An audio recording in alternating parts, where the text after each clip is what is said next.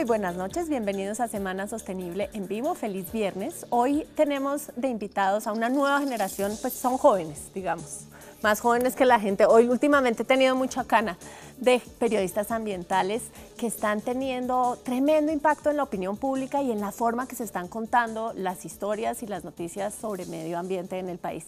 Tenemos a Natalia Borrero de La Casa, editora de Semana Sostenible, que ha ido y venido del mundo del periodismo en los últimos años, pero que lleva ya 8 o 9 años trabajando en periodismo. Claro. Casi 10. Ya no es tan joven, Natalia. Sí, ya, yo creo que ya no.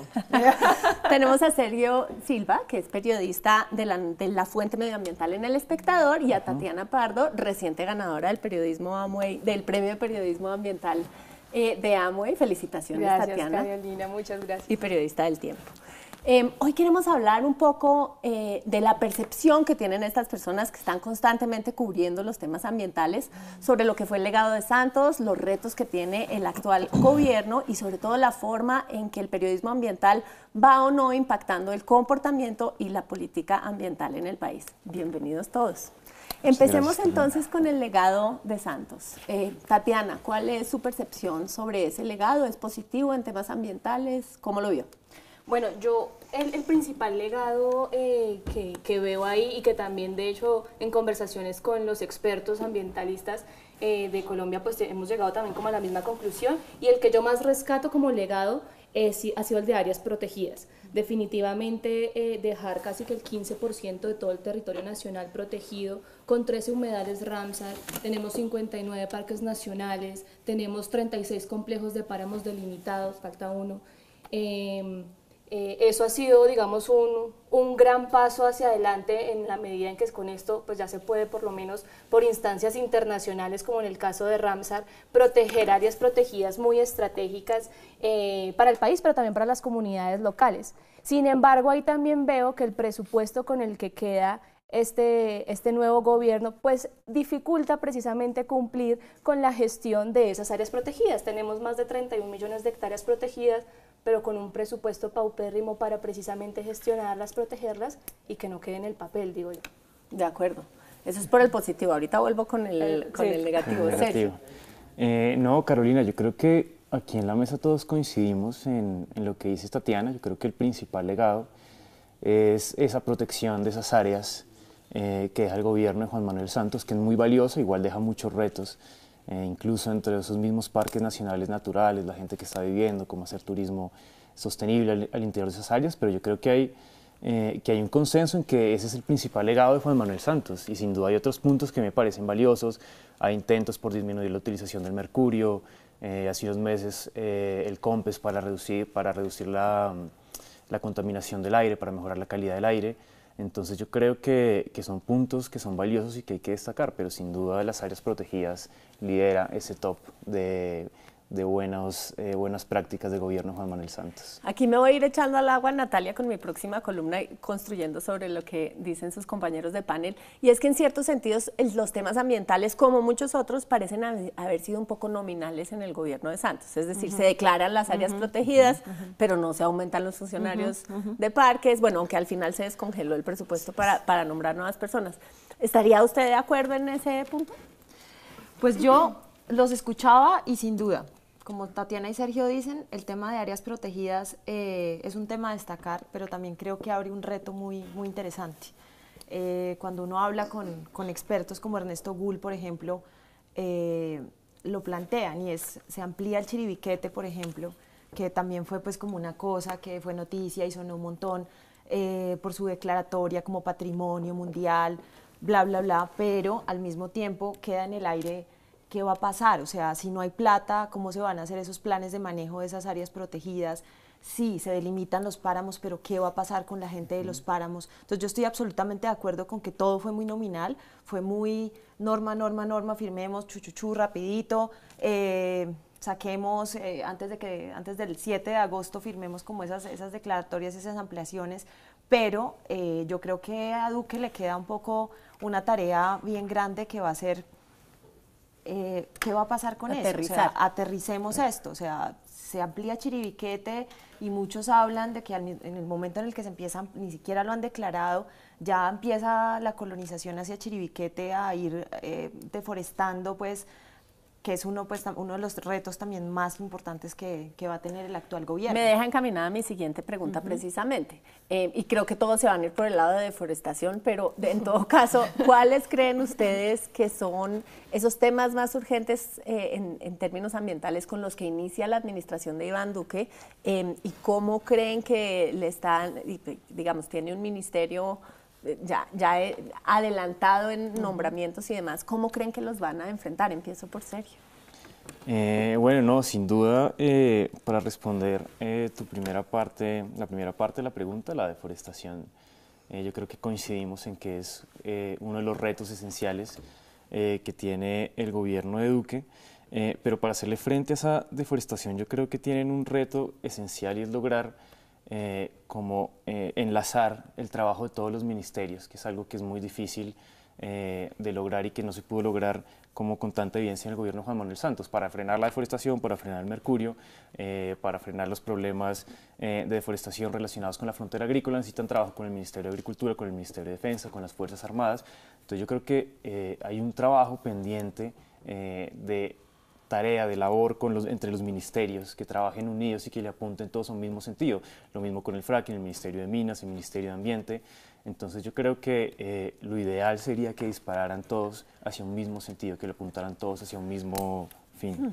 Pero en todo caso estamos viendo de todas maneras un sector ambiental que está empezando dando una pelea en Congreso frente a recuperar un poco de presupuesto. Ese Ministerio de Medio Ambiente de los Sueños, que es transversal y que trabaja muy bien con todos los sectores, es complejo. Sí. No sé, Tatiana, si por la misma vía los problemas urgentes. Sí, no, yo coincido en que, digamos que siempre consideré que el tema de deforestación era el principal reto para este gobierno, pero ahora creo que también ese reto solamente puede ir andando, digámoslo, en la medida en que el presupuesto también se adapte a eso. Con un presupuesto con una reducción de casi el 38% para este 2018, en el presupuesto de la cartera, creo que sí es muy difícil lograr cumplir con esos objetivos y no solamente darle gestión a esas áreas protegidas, sino todo lo que tiene que ver con minería, con deforestación y muy concentrado específicamente en la Amazonía colombiana. O sea, que de 220.000 hectáreas, el 65,5% se concentre en esa región, un hotspot de biodiversidad, con la complejidad de ese territorio,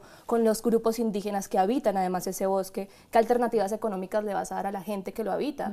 ¿Cuál es el futuro para estas personas? ¿Cuál es el modelo de desarrollo económico que realmente le vamos a apostar en los próximos años? Y con este presupuesto, ¿hasta dónde podemos llegar con ese modelo de desarrollo? Además, con las mafias que vemos que están detrás. Es que yo creo que algo interesante que sí dejó el anterior ministro Luis Gilberto Murillo, así como el mensaje que el presidente Juan Manuel Santos en algún punto dio, y es que el tema ambiental y el de deforestación específicamente no solamente le compete a la cartera verde, o sea que aquí absolutamente, como dice Sergio, todos los ministerios, absolutamente todos deben estar articulados, y Duque sí tiene un reto que creo que ese paso no se alcanzó a dar lo suficiente, y es precisamente articular muy fuertemente a policía, ejército con fiscalía, porque sí hace falta un tema coercitivo, dada la magnitud del problema, dada que hay mafias criminales muy bien organizadas y poderosas en este momento deforestando vastas extensiones de Ni siquiera natural. Mafias criminales únicamente, ¿no? Es como las estructuras de poder local. Exacto, porque es que son muchas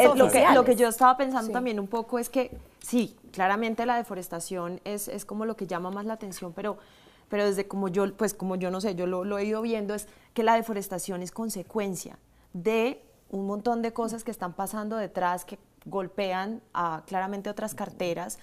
La deforestación no se da porque la gente quiera tumbar el bosque, la deforestación se da porque lo tumban para tener ganadería y no necesariamente son... O para acaparar tierra con la excusa de la ganadería. Con la excusa de la ganadería, o lo tumban para tener minería legal o ilegal, o sea, de uso ilícito, hay detrás de frenar la deforestación, tiene detrás, a mi modo de ver, la necesidad de verdad de tener claro un modelo de desarrollo y de entender que la deforestación solita que detrás trae como todo este carro de cosas, que es la minería, que es y el posconflicto, digamos, es exacto. volver a tener Y acceso al que territorio, que es el sentimiento de seguridad está haciendo que las personas lleguen donde antes no podían llegar y tumben para acaparar tierras, para tener vacas, para tener minería o para simplemente estar. O sea, la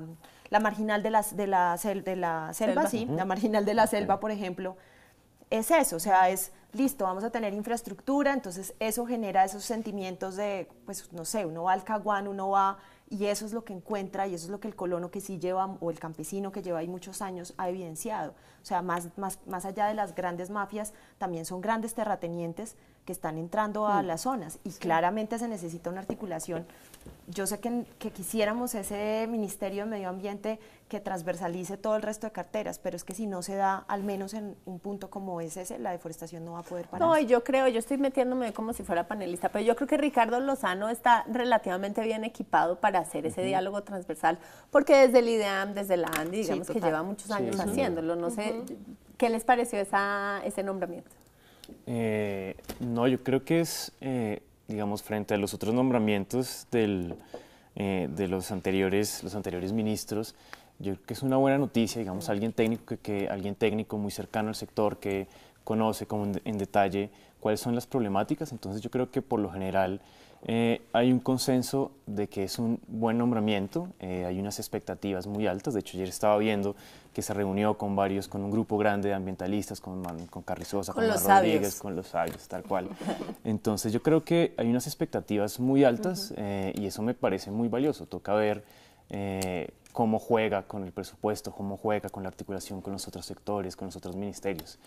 Pero en principio yo creo que las expectativas son muy altas y es un nombramiento valioso. Sí, estoy de acuerdo. Me parece un hombre científico, además que creo que eso es muy importante para esa cartera, y conocedor del tema de cambio climático. Entonces creo que el hecho de que pueda ser transversal todas las políticas ambientales, relacionarlas muy bien con el tema de cambio climático, adaptación al cambio climático, vulnerabilidad, donde todos los municipios de este país son vulnerables al cambio climático.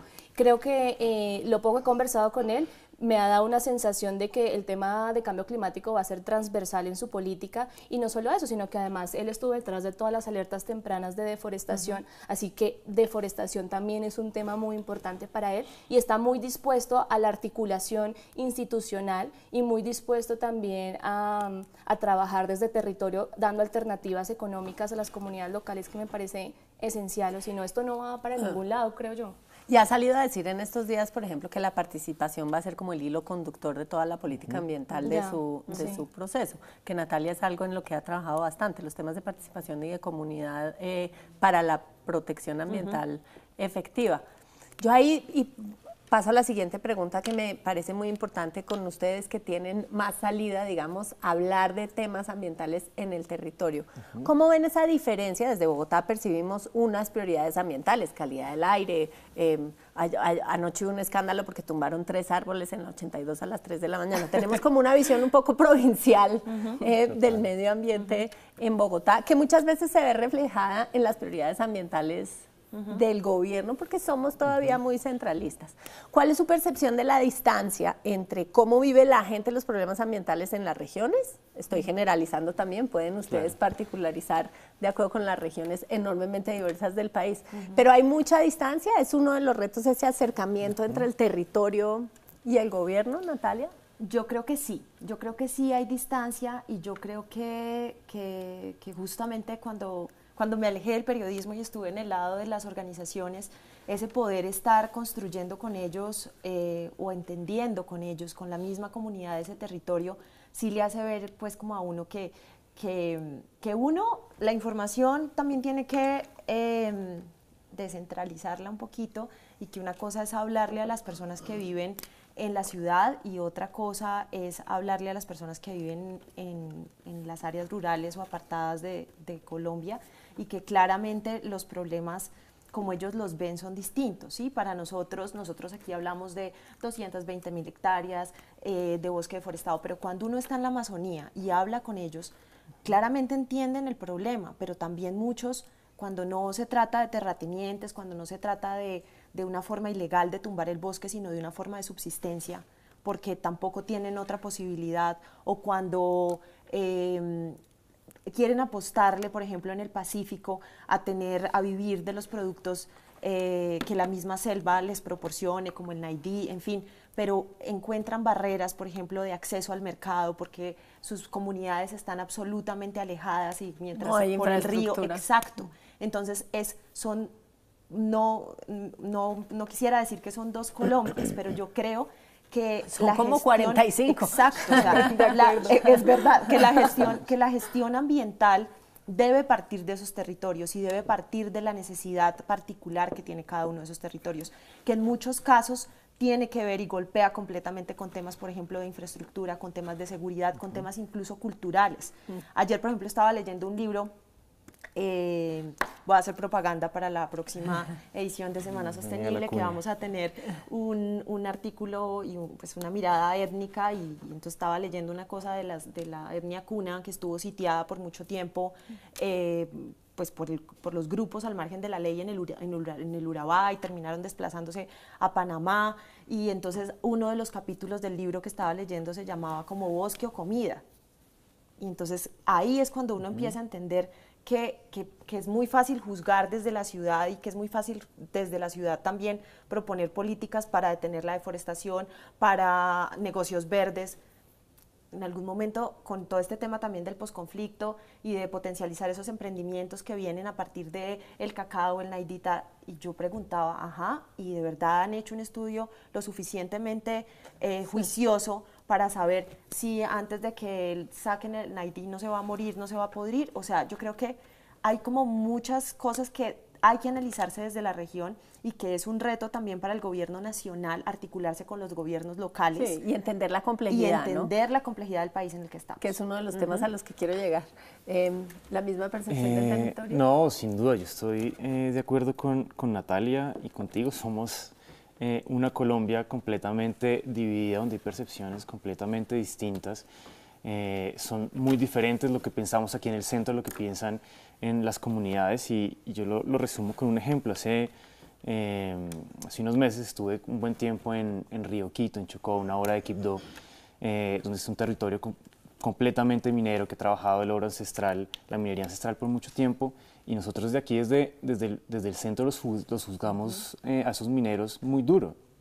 Claro, ellos tienen un problema de criminalidad atravesado muy fuerte, pero sus necesidades son completamente distintas, y la explotación, la relación con esos recursos naturales, esa relación ancestral con el oro es completamente distinta como lo podemos percibir nosotros. Entonces yo creo que la percepción que tenemos aquí en la ciudad sí es completamente distinta, así que bueno sería poder construir con las ciencias humanas, con las ciencias duras, construir una visión de territorio en lo local, en la localidad. Ya, no sé, ya Fastboard, Arturo Escobar siempre han partamos del territorio. Partamos del territorio, entendamos esas comunidades, lo vital y lo importante que es no imponerles nuestra visión de desarrollo, no imponerles nuestra visión de extracción de recursos, etcétera. Lo bueno, lo malo y lo Sí, regular, total. es decir, ahí también hay unas estructuras de poder locales complejas, ¿no? Sin duda. Porque a veces lo hacemos parecer como las comunidades son Claro, todas nobles, sí. o sea, hay unas No, estructuras sin de poder, duda. pero Sí, partir sí. de todo lo que hay en el territorio. Pero sí, lo ideal es construir, que el Estado aprenda a construir con esas comunidades, que aprenda a escuchar a esas comunidades, y también que no sea un Estado ausente. Yo creo que esa parte, digamos, esas dos visiones con las que se entienden los problemas ambientales en el país, también tiene que ver con que en las grandes ciudades no somos conscientes de que lo que pasa en esos territorios que aparentemente son tan lejanos, te está afectando a vos también. Y creo que en algún punto eso uno no lo logra entender, como que o no hemos nosotros Hasta los que medios no de se mide el comunicación mercurio en el hacerlo pelo. entender. Tal vez ha sido culpa también nuestra, ¿no? Como cómo hacerle entender al citadino de Bogotá que la selva que se está deforestando en el Amazonas también puede afectar el páramo y de Sumapadas, de Chingaza, y por lo tanto el recurso hídrico que diariamente tranquilamente está consumiendo, un día de pronto no va a ser tan tranquilamente. Tal vez eso es un reto que nosotros también tenemos y nos hace falta, y creo que desde el territorio, pese a que son muchas realidades en Colombia, sí hay muchas similitudes en lo que se está viviendo. Las comunidades locales, obviamente estoy generalizando, ¿no?, pero campesinas, indígenas y afro tienen una relación muy similar con el bosque, muy similar con el agua, y las amenazas que rondan es, por ejemplo, contaminación por mercurio en ríos y por supuesto en los peces que consumen. Está relacionado también no solo con que la es como un círculo ahí, porque extensiva. muchos, los indígenas no tanto, pero las comunidades negras siguen usando mucho mercurio, es decir, va Sí. lo que vuelve. Igual las mineras grandes sí no las podemos culpar de los temas de mercurio, eso es bastante Sí, claro, artesanal, pero porque a mira que- veces sí. parece que el mercurio es una imposición del sistema, pero es bastante local. Claro, pero igual, aunque las complejidades y tenga que Sí. ver con un tema, o sea, son muy similares incluso, no importa si hables de Pacífico o del Amazonas, la gente de una u otra manera que habita el bosque sí siente que hay un tipo de, una serie de amenazas que se viven en todo el país, digamos, y está generado también con turismo. Ellos están muy preocupados también por la incertidumbre que les pueda generar un turismo desbordado en sus territorios a los cuales no están preparados o tal vez ni lo quieren hacer el todo incluido en sus territorios. Entonces creo que también es un reto, y ahí sí yo creo que eso sí sigue siendo un reto muy constante de nosotros como periodistas que cubrimos esta fuente, de cómo no solamente juzgar desde la ciudad, tampoco generalizar que todo es bueno, ¿cierto? Que las comunidades locales todo lo hacen bien y pobrecitos, porque a veces El buen rayamos en salvaje, eso. Sí, volver al buen salvaje. rayamos en eso, cuando cada caso es muy particular. Y tercero, generar un poco más de sensibilidad y empatía, y en que el tema de deforestación es de todos, que el tema de cambio climático, hombre, eso no solamente es San Andrés, es de todos, o sea, creo que hay bastantes retos por delante ahí. Pones un tema importante sobre la mesa y es la responsabilidad que tiene el periodismo ambiental como en generar cambios de comportamiento, cambios de percepción. Yo creo que todos los periodistas ambientales estamos constantemente yendo y viniendo entre el activismo y el periodismo. Es decir, los puristas dicen no se meta a hacer activismo, pero en el fondo la información que estamos produciendo esperamos porque vemos urgentes los cambios. ¿Cómo navegan ustedes esa tensión entre activismo y periodismo? En Semana Sostenible tenemos muchas veces la intención de causar cambios de comportamiento, digamos, está en el mismo lema de la publicación, pero no sé ustedes cómo navegan esas diferencias y sobre todo, y para informar un poco más su respuesta, considero que el activismo muchas veces sobresimplifica para poder llegar a las masas, ¿cierto? Entonces, el activismo acaba en falsos dilemas como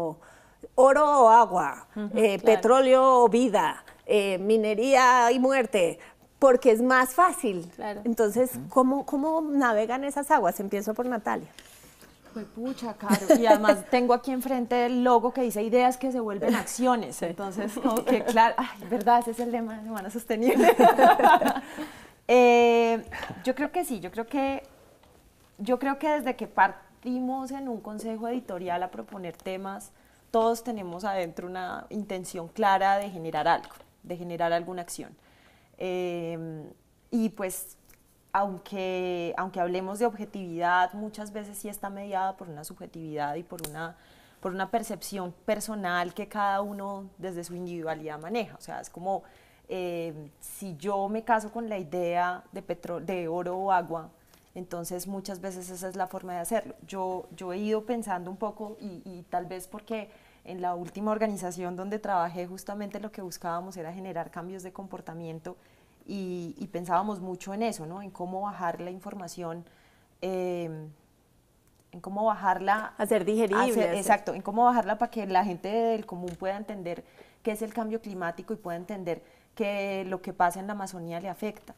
Y yo creo que en este momento es una mini apuesta que estamos haciendo desde el equipo impreso de Semana Sostenible de bajar esa información, de poder entender, de poder traer artículos como muy robustos, pero otros también mucho más sencillos, mucho más del consumidor de a pie, mucho más pero que también trasciendan un poco a lo que ya estamos, creo que mamados de decir de cierre la llave, que yo creo que no, exacto, que no sobra seguramente, pero que ya es como avancemos un poquito, ¿sí? Como que démosle a la gente información en lenguaje sencillo, pero también información técnica importante, y yo creo que ahí está el reto de verdad de que hagamos desde el periodismo ambiental activismo, o sea, desde dar una información completa, pero que pase la barrera del lugar común y de los tips ambientales, porque es que yo creo que muchas veces también nos ven como eso, es como, ay, ¿usted qué cubre? ¿Medio ambiente? Ah, sí, cierre el agua y apague el bombillo, o sea, no, hay detrás todo esto, o sea, si estamos hablando... Y más vínculos con orden público y con problemas sociales. Exacto, económicos, o sea, yo llegué y ha sido todo un proceso también, yo estoy hace 4 meses en Semana Sostenible con un equipo mucho más chiquito que yo, y ha sido también como ese entender qué significa sostenible. Las 3 patas de... Cuando propusimos un artículo de género, de equidad de género, estos que ahí se sacan los ojos, pero ¿género? ¿Qué tiene que ver la mujer? O sea, de verdad, fue como, no puede ser, o sea, sostenible no solo es medio ambiente, hay 3 patas y hay que empezar a transversalizar eso, porque es que si no, nadie tampoco nunca va a entender que el medio ambiente, porque estamos hablando hace un momento de que es importante que la cartera de medio ambiente transversalice otras carteras de como hacienda, como minas, como, no sé, es porque tampoco la gente ha entendido que el medio ambiente no solo es la mata, o no solo es el agua que apago, que la llave que cierro o la luz que apago, o sea, entonces... Volvemos, porque creo que de este tema hay mucha tela por cortar, volvemos con la respuesta de nuestros otros panelistas. Vuelvo en un minuto. Volvemos entonces con esta línea entre el periodismo y el activismo ambiental y cómo periodistas que se acercan a este tema probablemente por una sensibilidad navegan la idea de ser objetivos y al mismo tiempo apasionados por su tema. Sergio, ¿usted cómo lo maneja? No, yo creo que Natalia y tú misma también acabas de dar como 2 puntos claves. Uno es, claro, es una sensibilidad que nos acerca a estos temas. Pero Natalia también lo dijo, es una línea también muy delgada con la que yo creo que hay que tener mucho cuidado, y para tener mucho cuidado hay muchos instrumentos que yo creo que nos permiten como alejarnos un poquito del activismo y ser mucho más periodistas y tratar como de lograr un poquito mucha más precisión y mucha más objetividad, y de lo que te hablo es como tratar de hacer un periodismo mucho más incisivo, aprender a escuchar a todos, o sea, desde la industria, aprender a escucharla hasta las comunidades.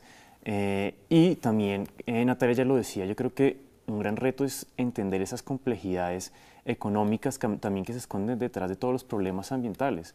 O sea, no es, como tú lo decías, una división de agua, oro, petróleo, oro, sino que detrás se esconden unas complejidades enormes que el periodismo, más allá del activismo y digamos, de seguir unas convicciones, lo necesario es entenderlos y saber escucharlas. Entonces yo creo que lo ideal es hacer un periodismo muchísimo más incisivo, que permita entender como todos estos retos que hay detrás, como esas miradas un poquito planas que a veces aparecen un poquito en el activismo.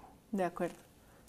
Yo con eso creo dar ese debate, digamos, entre periodismo objetivo y activismo, creo que de verdad eso sí es navegar por aguas muy turbias, porque las malinterpretaciones se dan constantemente, y también porque finalmente esta fuente nos termina generando mucha empatía, en la medida en que uno termina recorriendo cada vez más el país, no solamente entiende las distintas complejidades del territorio, sino que le genera a uno empatía a la gente con la que conversó, empatía a sus problemas, empatía al ecosistema que visitó, y así sucesivamente uno quiere reflejarlo en sus textos, en sus programas, etcétera.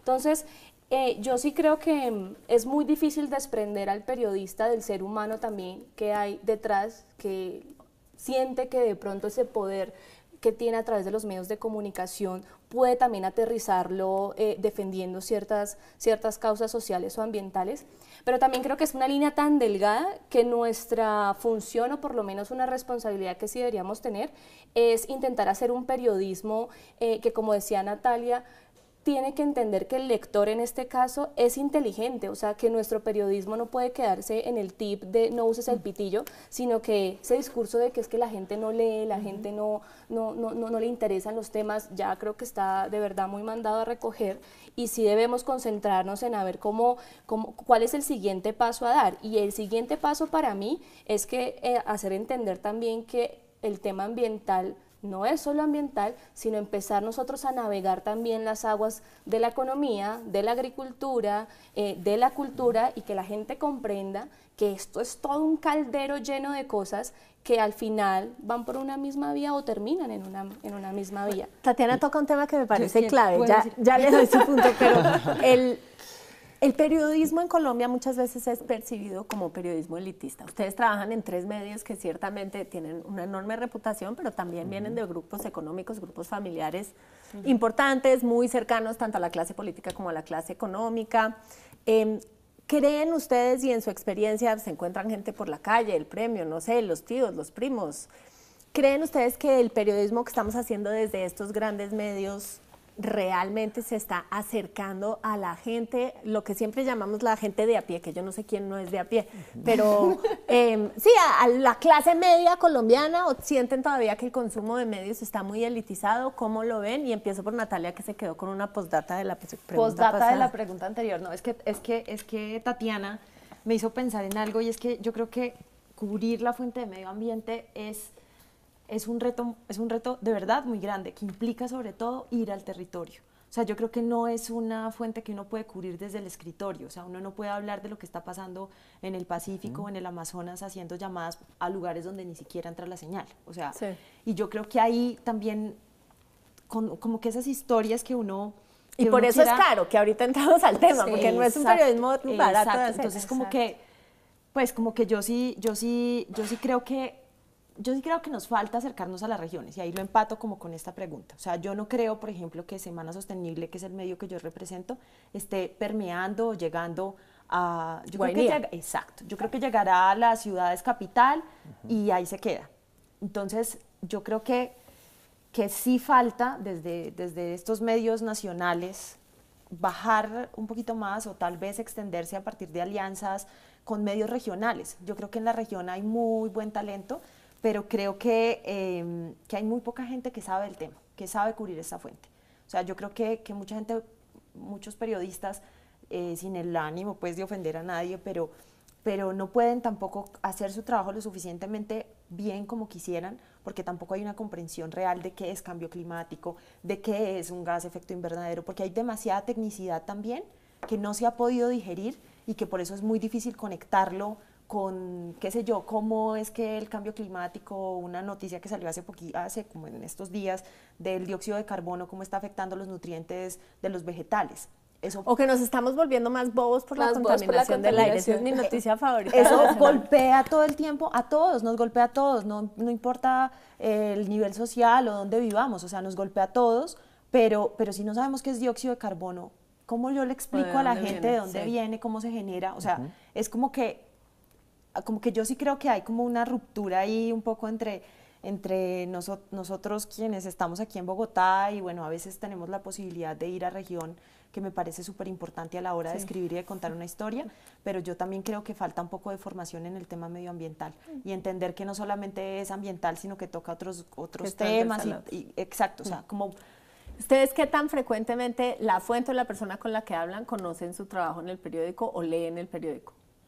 Yo creo que con bastante frecuencia sí la conocen y lo leen, y además están con frecuencia enterados de todos los debates, todas las discusiones de medio ambiente.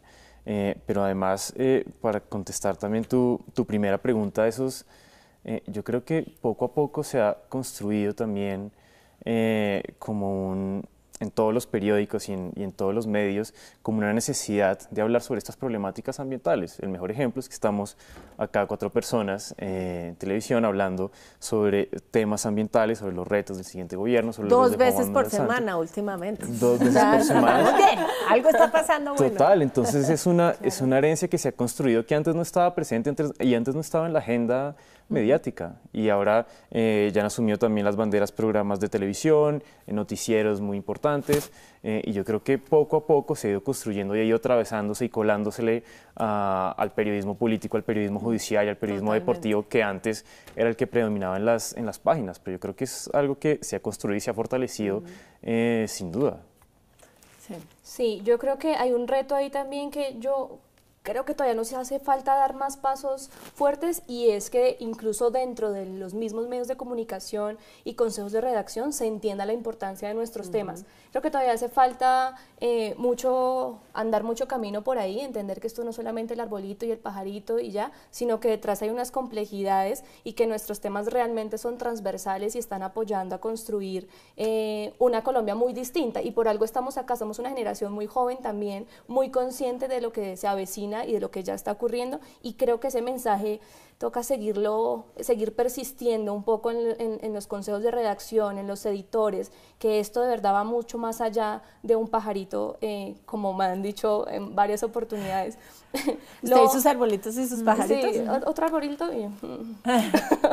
Bueno, lo otro que creo muy importante también es que sí hace falta trabajar con periodistas regionales. Definitivamente nuestros medios son medios masivos, son medios nacionales cuyo nicho pues es realmente gente que está muy enterada de nuestros temas, gente que suele consultar nuestras páginas, gente que tiene un periódico a la mano que le llega a su casa diariamente, y a ese es el público al que en general le estamos escribiendo, pero sí hay unos periodistas regionales que creo y me parece necesario que debemos fortalecer esos lazos, porque esta gente conoce muy bien lo que está pasando, porque le está entrevistando diariamente, porque está viendo todos los días realmente esas realidades que muchas veces nosotros terminamos reporteando, es por teléfono. Y lo otro tiene que ver con financiación. Hacer este tipo de proyectos en territorio pues requiere plata que, como todos bien sabemos, es muy difícil conseguir financiado por nuestros propios medios, así que las alianzas, y eso, digamos, lo de Especies, una nueva expedición que fue con lo que gané el premio Amway, fue gracias a una alianza entre El Tiempo, Canal 13 y financiado por la ANTV. Ir a territorio, viajar 6 meses, conocer las historias, ir a distintos ecosistemas. Y un privilegio, porque uno no consigue muchas veces alianzas de medios. Entonces llega la empresa y le ofrece a uno, camine, yo lo llevo, pero entonces entra uno en esas aguas de conflicto, pues de posible conflicto de interés que son muy complicadas. Ese es un privilegio. Eso es un el mismo que ganó Natalia por minería, que también fue alianza, fue con Cooperación, el de minería. Es decir, los proyectos exitosos suelen tener financiación adicional. Que te permitan hacer el periodismo, que te permitan hacer el periodismo sin empresas que te estén aquí soplando el oído, que a veces también esa línea es bastante turbia, ¿no? Entonces uno no sabe hasta dónde llegar. Y frente a lo otro que le preguntaste a Sergio, de si realmente nuestras fuentes terminan enteradas de lo que uno escribió o no. ¿Acaba publicando? Pues imagínate que a mí sí me parece necesario, y esto ya yo lo hago desde hace un tiempo, yo sí le envío el periódico por correíto, las fotos que saqué con el fotógrafo a la persona que vive en una vereda de Chocó, a la persona que ahorita está en Puerto Nariño y que no tiene ni señal, porque esas personas sienten que lo que están haciendo desde el anonimato termina generando un impacto en el periódico más grande del país, o en cualquier otro, pues. En uno de los. No, en cualquier otro. El Tiempo es el periódico más grande del país, está bien. Facts. No, aquí no hay No, pero news. sí, lo que quiero decir es eso. No, lo que quiero decir es que creo que sí es importante que ellos reciban eso y que sientan que sus voces son importantes, son escuchadas, y no solo escuchadas, generan impacto. Sí. Entrémosle a ese tema de la redacción. Ustedes, no sé, 9, 10 años, no sé cuántos tiempo lleven ustedes en medios en general, para no particularizar desde qué redacción hablan en ese momento. Yo llevo 20 años en estos temas y empezamos sintiéndonos pues muy solos y muy moralmente superiores, porque éramos en ese entonces todavía ecologistas, ni siquiera ambientalistas, y luchábamos mucho por poner los temas sobre la mesa. Entonces la pelea era hablar en términos de presupuesto para poder hablar con los ministerios de Hacienda, siempre hacer equivalencias de las que todavía se hacen, ¿no? Se deforestó no tantas hectáreas, sino tantas canchas de fútbol. Para poder siquiera meter el tema, yo no he hecho periodismo tanto tiempo, mi experiencia ha sido más en política pública, pero ¿cómo ha sido esa trayectoria de los temas ambientales desde su perspectiva? O más, empecemos por, ¿ustedes cómo llegaron a los temas ambientales? Empiezo por Sergio. Hoy estoy con caballeros de primeros. Yo llegué casi por una casualidad. Yo empecé en El Espectador hace 6 años ya largos. Y empecé casi por una casualidad que Lisbeth Fock es una gran periodista científica. Estamos parados sobre los hombros de Lisbeth en muchas cosas. Ella es casi mi madrina en todo este tema, en todo el periodismo científico, y ella fue la que me llevó al Espectador, y ahí, bueno, y ahí ya me até con Pablo Correa, quien tú conoces, y desde entonces como que he tenido siempre ese interés y esa sensibilidad por estos temas.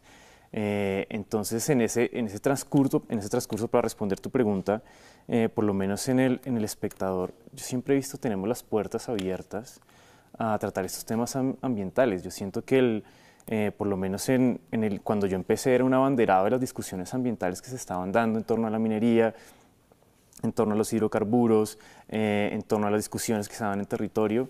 Y Fidel Cano, el director, o sea, siempre yo he encontrado las puertas abiertas y un espacio súper importante para dar estas discusiones.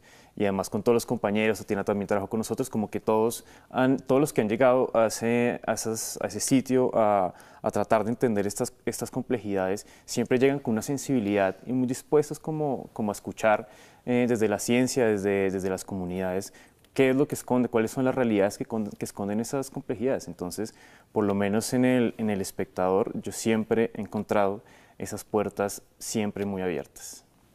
Tatiana. Mira que una de las cosas que yo siempre he criticado un poco del tema del periodismo es que uno se gradúa de la universidad sin saber que existe este campo, el periodismo científico en general.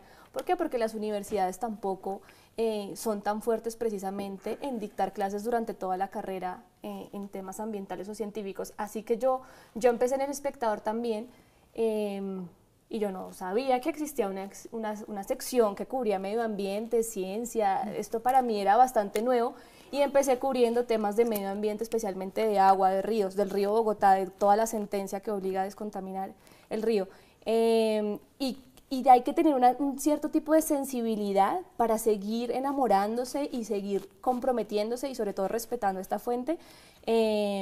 Y bueno, de ahí pasé ya fue al tiempo y creo que las discusiones sí, digamos que tienen que seguir dándose, no importa el medio de comunicación en el que se trabaje, sino que es difícil todavía porque son medios de comunicación bastante antiguos, bastante grandes, poderosos, como tú decías, y con generaciones muy diversas dentro de ellos, ¿no? Entonces tal vez estas generaciones tan nuevas, tan esperanzadas por muchas cosas, queremos que calen cierto tipo de temas con igual de importancia y relevancia en una portada, como podría ser un atentado, como podría ser temas de política y justicia, ¿no? O sea, para mí son temas igual de importantes y creo que el posacuerdo está abriendo una puerta muy interesante ahí. Creo que ahorita voy a eso, como sí, al espacio que se abre después del conflicto. Yo siento que el tema de posacuerdo nos ha abierto un abanico impresionante para cubrir cada vez más esta fuente desde otras aristas que tal vez antes no se veía e incluso para que las otras fuentes entiendan que ahí también pueden trabajar y que esto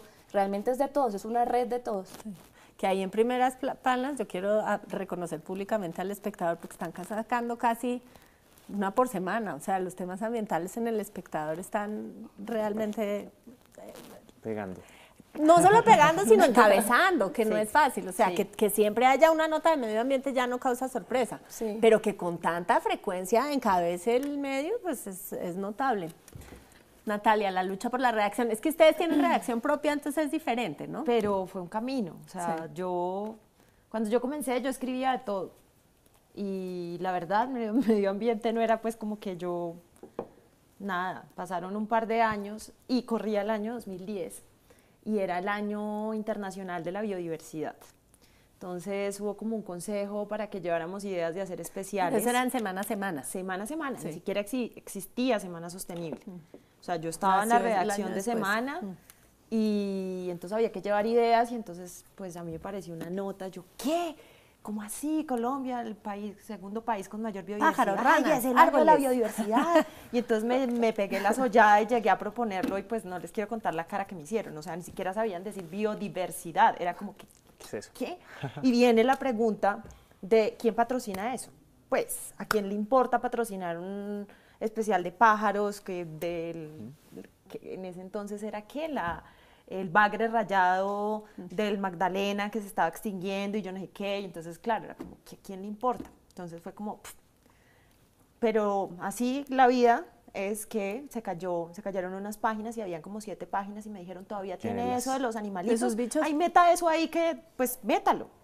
Bueno, lo metimos, nos asesoramos un montón con el Humboldt porque no sabíamos nada, o sea, de verdad, ahí sí era el desconocimiento total, Brigitte era la directora científica en ese momento, y fue un trabajo muy de la mano con la parte técnica, incluso que ellos nos revisaran los textos, pues porque no sabíamos cómo se escribía medio ambiente o algo tan Bagre técnico y rayado. tan científico, o sea, de verdad, fue como que eran unas crónicas de unos animales que perfectamente podríamos estar diciendo mentiras.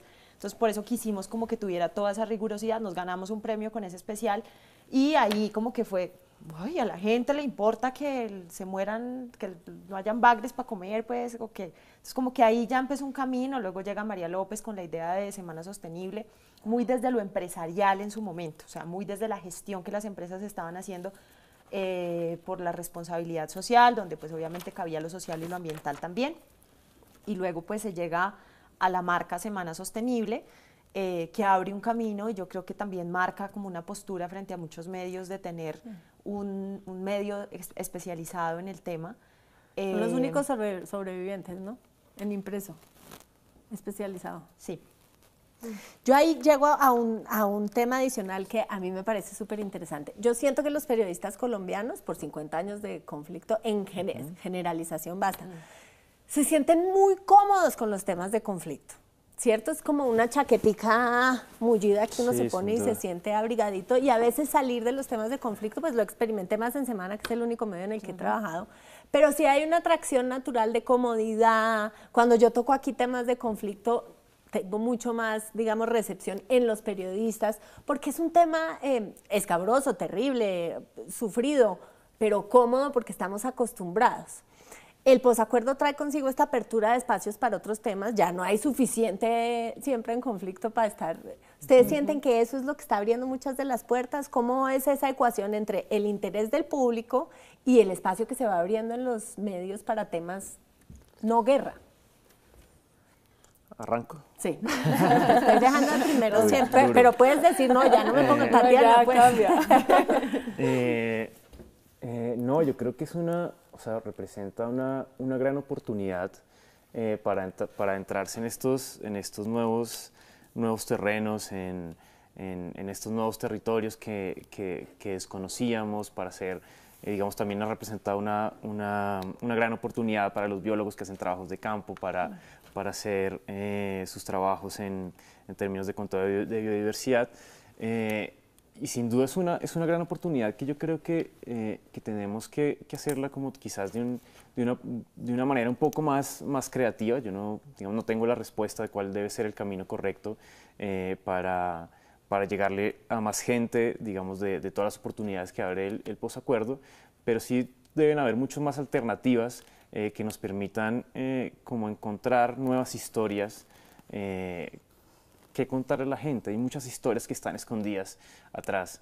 Sí, porque se van repitiendo sin duda, narrativas, ¿no? El sí. héroe del bosque ya está un poco... Sí, incluso los temas de paz, de violencia, como que empiezan también un poco a ser repetitivos, a cansar a los lectores. Nosotros también lo comprobamos un poquito con la gente, entonces yo creo que hay que encontrar caminos también alternativos, creativos, pero a la par de eso lo que me parece súper valioso es que, como tú lo decías, los encargados que han escrito sobre conflicto durante muchas décadas, también se están empezando a encontrar con esos temas y también están entendiendo que esos temas son relevantes en esa agenda, que eso a mí me parece súper valioso. El periodismo judicial, el periodismo político también está entendiendo Yo creo que estos minería temas los nos está atraviesa. abriendo ahí un Total, campo, el sí. periodismo económico, que antes era súper industrial, ahorita está abriéndose una red de caminos que ellos están entendiendo que tienen que agregar a sus narrativas estos nuevos temas. Voy con Natalia para diversificar el orden.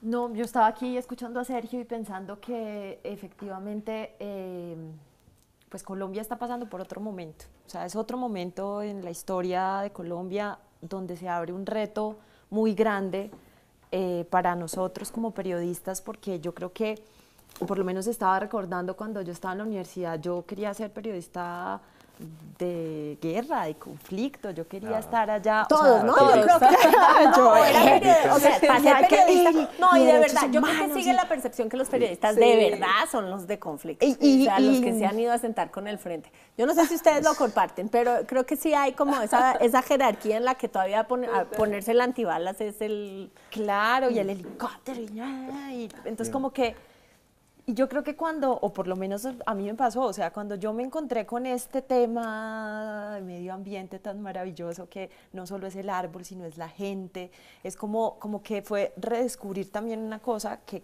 no es que el periodismo medioambiental solamente hable pues de la matica y del arbolito, no, o sea, es tan complejo y tiene también detrás tanta fuerza, tanta denuncia, pero al mismo tiempo es que yo creo que es un llamado, porque yo creo que los periodistas tenemos también que reinventarnos y repensar, y a veces tengo esas discusiones con mi equipo y es como, pero es que esta revista no lleva nada duro, que es duro. Y que es duro, o sea, es que no es valiosa también la historia, no la historia de denuncia, sino la historia de resiliencia de una comunidad contada desde la narrativa que se nos ocurra, pero es otro momento del país, y si además queremos construir país y queremos construir un país un poquito distinto, yo creo que llegó la hora también de informar diferente. De informar diferente, Tatiana. No, yo siento que aunque los periodistas nos sintamos cómodos cubriendo conflicto armado, porque es lógico, medio siglo de guerra nos atravesó absolutamente todo, también el posacuerdo sí es una etapa nueva, que hasta ahora estamos empezando a escribir y a contar, y ni siquiera sabemos cómo contarla bien porque todavía no conocemos la complejidad de lo que se avecina o de lo que ya estamos experimentando. Y en términos ambientales, por el simple hecho de que esos territorios no los conocíamos, o sea, hasta ahora estamos conociéndolos, hasta ahora los científicos están yendo a campo a hablar con la gente, a saber qué tipo de biodiversidad tenemos y así saber cómo protegerla. Entonces creo que realmente, aunque pueda parecer una comodidad, es realmente una oportunidad, porque si hay una audiencia interesada en saber de esos temas y el tema de conflicto armado, paz, le parece interesante, creo que ya es el reto nuestro de mirar a ver cómo le damos la vuelta y aprovechar esa palanca que se nos está ofreciendo. Sí, de acuerdo, eso. Tenemos poco tiempo, pero quería aprovechar para preguntar, ¿en qué tema están trabajando? Tatiana, ¿qué estás trabajando? Yo, deforestación y la tutela de cambio climático de Amazonas. ¿Serio? Bueno, yo ahorita estoy navegando con otros temas, hice una pausa un poquito más relacionados con temas de salud, todo acceso a medicamentos medicamentos esta semana, es tuyo, gran. Bueno, tengo esa bandera esta semana por ahora. Natalia. Mujeres indígenas. Mujeres indígenas. Bueno, temas diversos que a veces cuesta trabajo. Yo hasta creo que los temas de salud son de sostenibilidad y muchas veces cuando estaban en la empresa sostenible nos metíamos ahí. Uno se mete por sostenibilidad.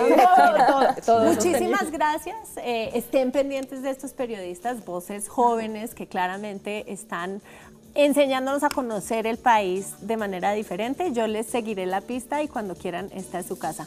Muy buen fin de semana, salgan a ver naturaleza. Buenas noches.